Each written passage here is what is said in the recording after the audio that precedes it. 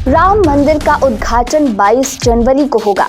PM Narendra Modi की मौजूदगी में रामलला की प्राण प्रतिष्ठा समारोह का आयोजन होगा। इस आयोजन को लेकर तैयारियों को पूरा कराया जा रहा है। साथ ही राम मंदिर के निर्माण के पीछे की कहानियों को जानने के पीछे आपकी दिलचस्पी बढ़ गई होगी। तो हमारे साथ इस सीरीज से जुड़िए और राम मंदिर के निर्माण से जुड़ी हर कहानी को डिटेल में जानिए। नमस्कार, पंचतत्व देख रहे हैं आप और मैं हूं आपके साथ कोमल।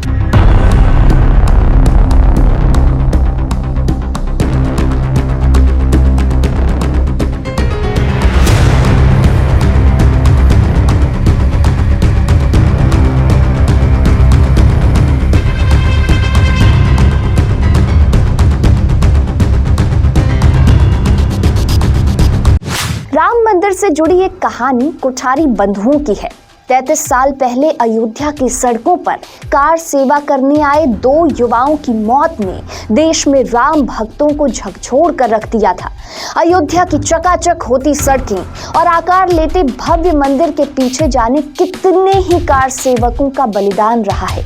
एक कार सेवा साल 1990 में भी हुई थी। यह इतिहास के पन्नों में दर्ज हुई। तारीख थी 2 नवंबर 1990। ठीक 33 साल पहले राम मंदिर का आंदोलन चरम पर था। देश के कोने कोने से लाखों की संख्या में कार सेवक अयोध्या की सीमा में घुस चुके थे। युवा स्टूडेंट्स, स्वयंसेवक महिलाएं और लड़कियां सभी बस अयोध्या पहुंच जाना चाहते थे। मंदिर आंदोलन के नायक अशोक सिंघल के आह्वान पर लाखों कार सेवकों का जमावड़ा अयोध्या में हो चुका था। सभी पर गिरफ्तारी की तलवार भी लटक रही थी। उस समय यूपी में समाजवादी पार्टी के मुलायम सिंह यादव की सरकार थी। सुबह में विवादित राम मंदिर में पहुंचकर कार सेवा करने की योजना की तैयारी की गई। अशोक सिंघल, उमा भारती, साध्वी ऋतांबरा, विनय कटियार सहित विश्व हिंदू परिषद से जुड़े संतों की जमात अयोध्या में मौजूद थी। अयोध्या की सड़कों पर सुबह से ही कार सेवकों का जुटान होने लगा था। देश के विभिन्न भागों से पहुंचे कार सेवक शरण लिए स्थलों से निकलकर सड़क पर उतर चुके थे। कार सेवकों के जुटने का केंद्र सरयू तट रखा गया था। वहां से कार सेवकों का हुजूम हनुमानगढ़ी की ओर चल पड़ा। अशोक सिंघल संतों के जत्थे की अगुवाई कर रहे थे। कार सेवकों का दल जैसे ही अयोध्या कोतवाली से आगे बढ़ा, पुलिस की सरगर्मी बढ़ गई। सुरक्षा में लगे कांस्टेबलों के डंडे फटकने लगे और बंदूकें तन गई। पुलिस अधिकारियों ने माइक पर हुजूम को आगे ना बढ़ने की चेतावनी दी। कार सेवक कुछ भी सुनने को तैयार नहीं थे। वे आगे बढ़ते रहे। कार सेवकों का दल जैसे ही अयोध्या मेन रोड से हनुमानगढ़ी की ओर मुड़ने की कोशिश किया, पुलिस ने फायरिंग शुरू कर दी। कार सेवक गोलियों से भी नहीं डर रहे थे। एक कार सेवक को गोली लगती है, साथ ही कार सेवक उसे उठाकर ले जाते। हुजूम आगे बढ़ने का प्रयास करता रहा। काफी देर तक ये सिलसिला चलता रहा। राजकुमार कोठारी और शरद कोठारी दोनों भाई कलकत्ता में संघ से जुड़ गए थे। वे आरएसएस की शाखाओं में शामिल होते थे। दूसरे साल तक प्रशिक्षण हासिल कर रखा।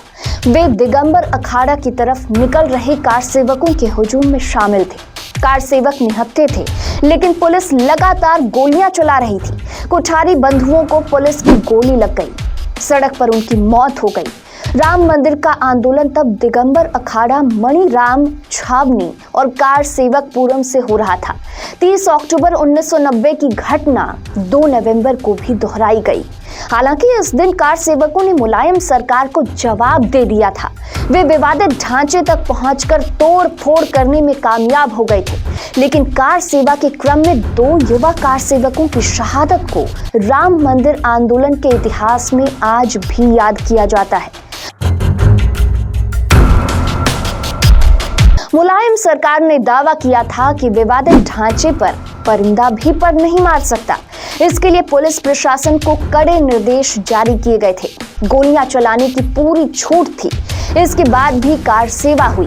कार सेवकों के जुनून की गाथा कोठारी बंधुओं से ही सुनने को मिलती है। आरएसएस की शाखाओं में द्वितीय वर्ष तक प्रशिक्षित दोनों भाइयों ने कार सेवा की घोषणा होते ही अयोध्या आने की जिद शुरू कर दी।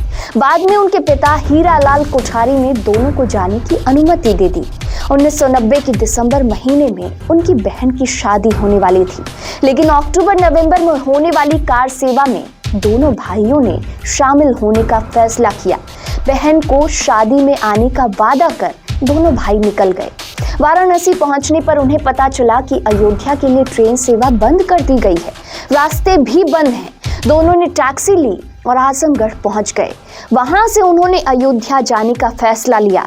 पैदल ही निकल गए। 200 किलोमीटर की पैदल यात्रा की। 30 अक्टूबर 1990 को दोनों भाई अयोध्या पहुंचे थे। 30 अक्टूबर से कार सेवा शुरू हुई। दोनों भाई गजब के जुनूनी थे। दोनों भाई विवादित बाबरी ढांचे के गुंबदों तक पहुंच गए। वहां भगवा ध्वज फहराकर मुलायम सरकार की चुनौतियों की हवा निकाल दी। पुलिस की लाठियां भी खाईं। दोनों भाई का जोश कम नहीं हुआ। 2 नवंबर को कार सेवा का अगला चरण रखा गया था। दोनों भाई बजरंग दल के संस्थापक अध्यक्ष विनय कटियार के नेतृत्व में सड़क पर निकले।